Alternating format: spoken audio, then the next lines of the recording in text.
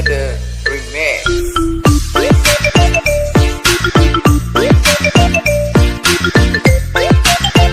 Once again.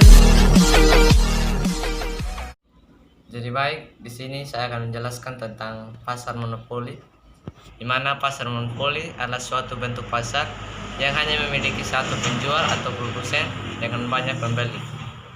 Orang yang melakukan monopoli terhadap suatu pasar disebut sebagai monopolis. Karena hanya ada satu penjual di pasar, maka monopolis bertindak sebagai penentu harga atau price maker.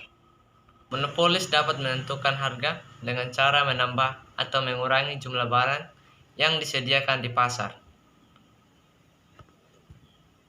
Contoh monopoli adalah perusahaan yang produksinya menguasai hajat hidup orang banyak. Misalnya ini Pertamina, ini PLN. Adapun ciri-ciri dari pasar monopoli. Yang pertama, terdapat satu orang penjual dengan banyak pembeli di pasar. Karena sifat ini, pembeli tidak dapat beralih ke penjual lain meskipun merasa dirugikan dengan harga yang ditetapkan. Kedua, tidak terdapat barang pengganti yang dapat disediakan oleh pihak lain selain penjual yang ada di pasar tersebut. Yang ketiga, terdapat hambatan dalam memasuki pasar bagi perusahaan baru. Hambatan yang ada dapat berupa undang-undang, teknologi mutakhir yang dimiliki, dan modal yang sangat besar, dan lainnya. Yang keempat, penjual pada pasar monopoli dapat menentukan harga sesuai keinginannya dengan tidak tersedianya barang substitusi dekat dari barang yang dijual. Yang kelima, kurva permintaan di pasar sama dengan kurva permintaan yang dihadapi perusahaan monopolis. Adapun kelebihan dari monopoli. Yang pertama, sifat barang yang tidak memiliki barang substitusi dapat membuat perusahaan monopolis tidak perlu mengelontarkan banyak uang untuk melakukan promosi dan iklan agar pembeli dapat membedakan produknya.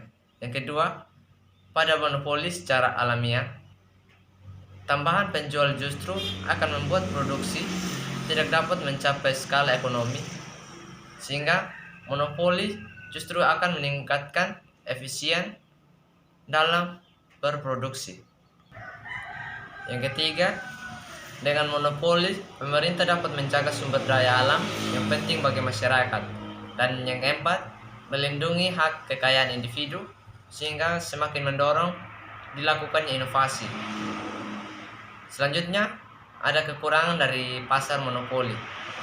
Yang pertama, karena produsen dapat menetapkan harga dengan mengurangi atau meningkatkan jumlah produksi, dimungkinkan produksi tidak dilakukan secara optimum dan efisien.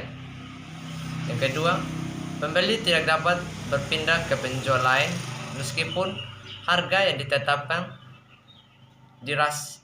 yang dirasakan itu cukup mahal.